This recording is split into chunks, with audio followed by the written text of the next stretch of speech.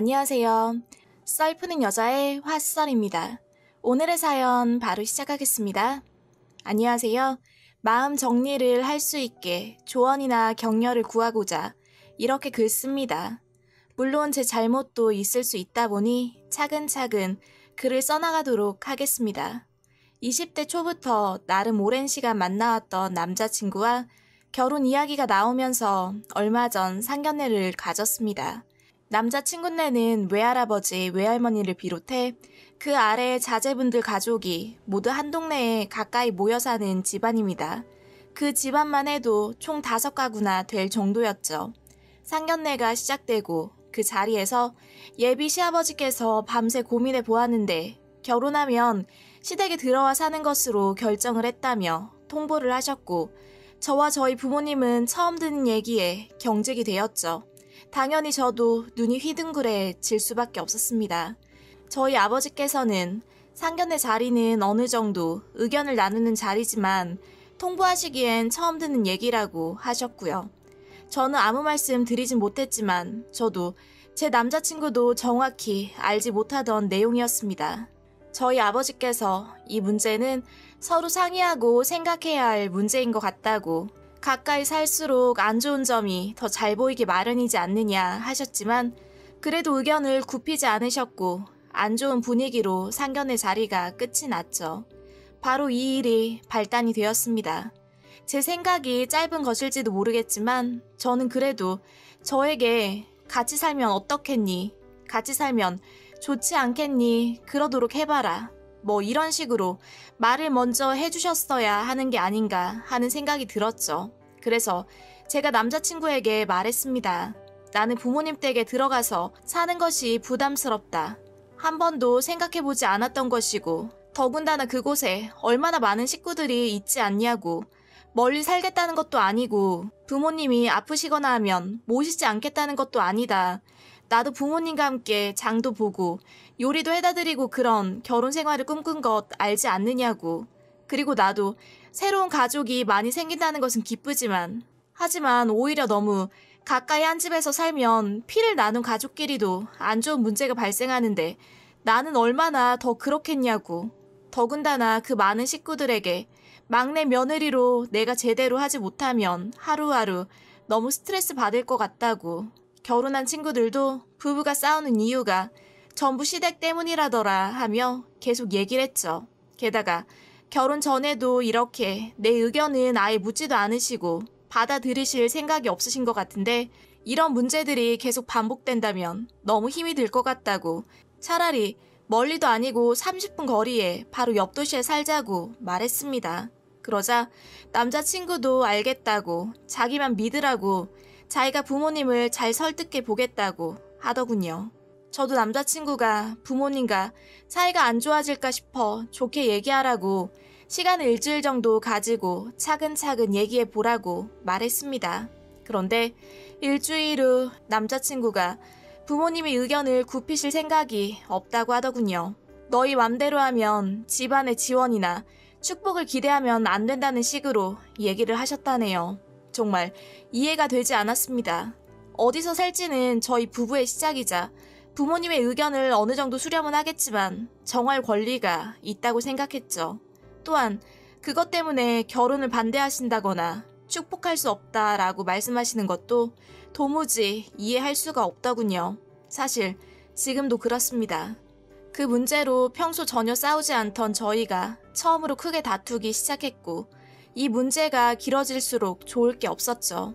저희를 지켜보던 부모님께서도 걱정이 되셨는지 전화로 시댁과 함께 살았던 분들께 이곳저곳 조언을 구하셨습니다. 그런데 열이면 열 절대 들어가서 살지 말라고들 하시더라고요. 오히려 안 좋아져서 나오는 것이 시댁이라고요. 잘해도 손해, 못해도 손해라고 이득은커녕 오히려 부부 관계만 망가진다고요. 사실 고부 관계라는 게 참 어려운 것이라는 걸 익히 들어 알고 있었고 저희 부모님도 알고 계셨죠. 심지어는 남자친구의 부모님도 시댁에서 생활하시면서 매우 힘드셨다고 전해 들었습니다. 저희를 보다 못한 저희 어머니께서 예비 시어머니께 전화를 드렸죠. 여자 대 여자로서 얼마나 힘든 일인지 알지 않느냐고. 우리는 아이들이 행복하길 바라는 입장으로 둘이 원하는 대로 해주어야 하지 않겠냐고 하니 예비 시어머니께서 대답하시길 여자는 결혼하면 출가 외인이다. 하지만 아들은 가족이다. 오죽하면 딸 가진 부모가 뭐라는 말도 있지 않느냐 라고 하시더랍니다. 그러면서 왜 어른들이 이 일에 참견하냐고 애들이 원하는 대로 하게 놔두라고 그러시더라고요. 지금 이 일에 제일 많이 관여하시는 게 바로 남자친구, 어머니시면서 말입니다. 예비 시어머니께서 남자친구를 결혼해서 내보내실 생각이 아예 없으셨죠. 이유를 들어보니 자기 아들이 말을 잘 안 듣다가 살갑게 지낸 지 얼마 안 되어서 더 본인 곁에 두고 싶다네요. 보낼 마음의 준비가 안 되었다며 아직 어려서 가르칠 것이 많다고 며느리를 자기 집으로 데려와서 장보고 함께 요리하는 것이 자기 꿈이었다면서 이웃 사촌이란 말도 있듯 멀리 살기보다 한 집에 살면서 며느리와 알아가고 친해지고 싶다 하셨죠. 그런데 제가 그 말에 따르지 않자 순종적이지 않은 며느리로 여기시며 괘씸해 하시더군요. 남자친구는 중간에서 부모님을 설득하다가 결국 어제 그러더라고요. 결혼하려면 아예 집을 나와야 될 것 같다고.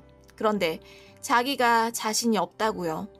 부모님이 결혼식장에도 오실 것 같지 않으니 저에게 자길 봐서 제발 부탁이니 같이 살자고요. 기간을 정하신 게 아니니까 살다가 나오면 된다면서요. 살다가 나온다라. 6개월이 6년 되고 그런 거 다 압니다. 그리고는 다시 나올 때도 또 똑같이 이런 어려움을 겪을 게 뻔하고 그만큼 전 미움을 받겠죠. 남자친구가 이젠 자기 부모님 말씀에 따르고 싶다고 하더군요. 부모님께서 부모를 택할 건지 아니면 여자친구를 택할 건지 하라고 하셨다네요. 어떻게 가족으로 친해져서 같이 살자고 하신 분들이 부모와 여자친구를 양자택일 하라며 말씀하실 수가 있는지, 어떻게 집에 들어와서 사는 문제로 반대를 하실 수가 있는 건지, 전 설마 정말 그런 말씀을 하셨을까 싶어서 결국 예비 시아버지께 전화드리고 제 입장을 말씀드렸습니다. 그러자 넌 그럼 우리 집의 며느리로서 우리 집을 위해 얼마나 희생할 각오가 되어 있냐며 집에 들어와서 살만한 각오도 안 되어 있냐며 물으시더군요. 그래서 당연히 희생할 각오로 결혼을 하지만 한 집에 살 거라곤 생각하지 않았고 원치 않는다고 말했죠. 그러자 왜 부정적으로만 생각하냐며 자기 가족들이 절 잡아먹는 줄 아냐. 오히려 다들 절 환영할 거다 하시더군요. 그리고는 하시는 말씀. 너는 그런 집에서 자라서 남자와 여자가 동등하게 생각하나 본데 우리 집은 가부장적인 제도다. 남자와 여자는 다르다. 옛말에 시집살이는 귀머거리 3년, 벙어리 3년이라고 했는데 시집살이 하면서 배우고 얻는 것이 많다. 너도 우리 집 식구가 되려면 우리 집 가풍에 따르고 배워야 하지 않겠냐. 그리고 내가 둘 중 하나를 정하라고 한 것은 맞지만 너에게 상처가 되라고 한 말은 아니다. 하지만 부모와 자녀는 다른 입장이다. 자녀는 부모의 말을 들어야 한다. 그래서 한 말이다. 시어머니 될 사람도 양보하지 못하겠다고 하고 너도 양보할 수 없으면 합의점을 찾아야 하는데 난 그렇다면 우리 집 근처에 집을 얻어줄 수가 있겠는데 그것도 싫으냐고. 하지만 시어머니 될 사람은 이것도 원하지 않을 수 있다고. 나도 이렇게 된 이상 너와 사는 것이 불편할 것 같다 싫은데 시어머니 될 사람을 네가 그럼 설득해봐라. 아들이 너를 더 사랑하는 걸 섭섭해하고 괘씸하게 여긴다. 네가 잘 생각해봐서 결정하고 연락해라 라고 하셨습니다. 그래서 제가 시댁에 들어가서 살지 않겠다고 하면 그리고 같은 동네에 집을 얻는 것도 싫다고 하면 결혼하는 것을 축복하지 않으시고 결혼식에도 오지 않으시겠다는 입장이신 거냐고 물었죠. 그러자 왜 네가 그렇게 말하냐, 그렇게 되길 바래서 그쪽으로 몰고 가는 거냐고 하시더군요.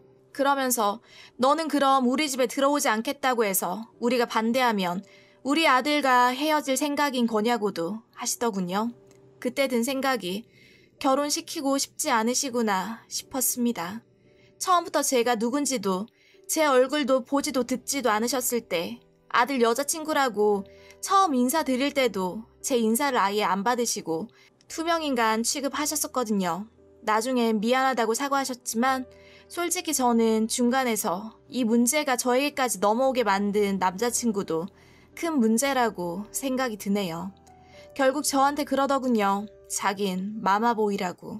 부모님 말씀을 넌 왜 못 들어주냐고. 그게 그렇게 어렵냐고요. 6개월이라도 살다가 나오자면서요. 제가 이번에 굽히고 정말 들어가서 살다가 나오는 게 나을지, 아니면 살다가 나온다는 건 정말 지금보다 더 힘든 일인지, 저희 부모님 자존심도 상하시고 서로 마음 상한 이 상황에서 깨끗하게 접어야 하는 것이 맞겠지요? 지금이 조선시대인 건가요? 제가 그동안 남자친구에게 쏟아부었던 정성과 시간들이 정말 헛짓이고 낭비였다는 생각도 드네요.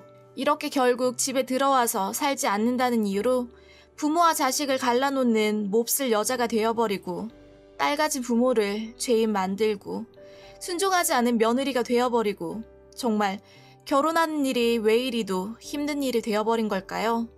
연락드리겠다고 하고 남자친구와도 그 부모님과도 연락하지 않은 상태입니다. 연락드려서 뭐라고 말씀드려야 하는 걸까요? 내용이 추가되었는데요. 참, 댓글 읽다 보니 제가 빼먹은 것이 있네요. 신혼여행을 가족 여행으로 가면 좋겠다고 하시고 제가 말했던 자기네 모여 사는 식구들 전부 예단해오라고까지 하시네요. 댓글 쓰신 분이 딱 예상하신 게 맞는 것 같아요. 지금 예비 시어머니는 자신의 친정과 이웃하여 살고 계신 거 맞습니다. 하지만 신혼 때 시댁에 살았으니 저보고도 여자라면 당연히 그래야 하신답니다. 그래서 제가 그런 남자친구가 저희 집에 와서 살아도 되는 거냐고 물으니 그건 우리 아들이 원하지 않는 일이라며, 그리고 넌 여자지만 아들은 너희 집에 들어가서 살아야 할 이유가 없다라고 하시더군요. 참, 앞뒤가 안 맞죠? 전 여자란 이유로 원하든 원하지 않든 신혼 때는 시댁에서 살아야 한다는 거죠. 어쨌거나 아들이 저를 더 사랑한다니 괘씸하고 제가 꼴보기 싫으신 거고요. 제가 알고 싶은 건 연락이 오거나 하면 제가 뭐라고 말해야 할지, 통쾌하게 할 수 있는 말이 뭐가 있을지 알고 싶습니다. 아니면 아예 연락을 받지 말아야 하나 싶기도 하고요. 평생 그 집은 깨닫지도 못하겠지만 꼭 한마디 하고 싶습니다. 라고 적어주셨습니다. 글을 읽으면서 한숨을 대체 몇 번을 쉬었는지 모르겠네요. 핵폭탄급 고구마 사연 확 날려줄 지혜로운 댓글 부탁드립니다. 다음 사연이 궁금하시다면 구독과 좋아요 눌러주세요. 모두 해피한 하루 되세요.